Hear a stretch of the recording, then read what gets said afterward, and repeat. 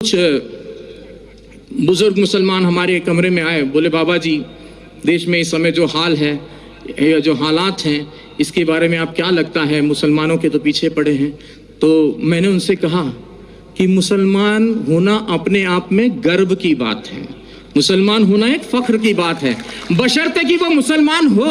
और मुसलमान से मतलब है मेरा मुकम्मल ईमान वाला, और मुकम्मल ईमान वाला कोई भी हो सकता है, फिर वो चाहे मुस्लिम हो, चाहे सिख हो, चाहे ईसाई हो, या मेरी तरह सनातन धर्म वाला एक मामूली सा अदना सा इंसान हो। तो मुकम्मल ईमान आना जरूरी है, और जब मुकम्मल ईमान आ जाएगा तो मुसलमानों का कोई क्या बाल वाका कर सकता है। कहते हैं कि नूरे हक शमे इलाही को बुझा सकता है कौन, जिसका हामी हो खुदा उसको मिटा सकता है कौन। ना तलवार की धार से, ना गोलियों की बौछार से, रब का बंदा डरता है तो सिर्फ परवरदिगार से, और आपको किसी से डरने की कोई जरूरत नहीं है। एक छोटा सा किस्सा और आपको सुना दूं, कश्मीर की यह सत्य घटना है, हमें हमारे गुरुजी ने सुनाई थी।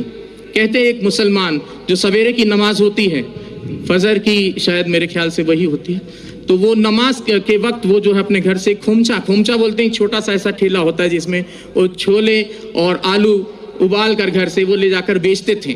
तो बड़े ही अल्लाह के बंदे थे, बहुत ही ईश्वर की इबादत करने वाले बंदे थे। तो वो खोमचा बेचते थे और अल्लाह अल्लाह करते रहते थे। जो आता था उनको जो भी पैसा देता था वो उस पैसे को लेकर वो वहाँ खत्म कर देते थे मामला। तो वो खोमचा चला लेते थे और दे देते थे किसी को, और कोई भी उनको, अब ऐसे भी लोग थे उस भीड़ में जो उनको खोटा सिक्का देकर चले जाते थे, और वो अल्लाह अल्लाह करने वाले व्यक्ति, उनका ध्यान सिक्के पर ना होकर अपने अल्लाह पर रहता था। ऐसे काफ़ी दिन गुजर गए। एक दिन वो अपने घर पहुंचे तो उन्होंने अपनी पत्नी से कहा कि भाई आज तुमने हमारे छोले और आलू जो खोमचा बनाती थी वो बनाया नहीं। तो बोले कि आज दुकानदार ने सामान नहीं दिया, सौदा नहीं दिया। बोले क्यों? बोले जितने भी सिक्के इकट्ठा किए हैं आपने ये सारे खोटे सिक्के हैं। बोले हाय अल्लाह। वो वहीं चुपचाप बैठ गए उस ईश्वर की इबादत में कि बोले हे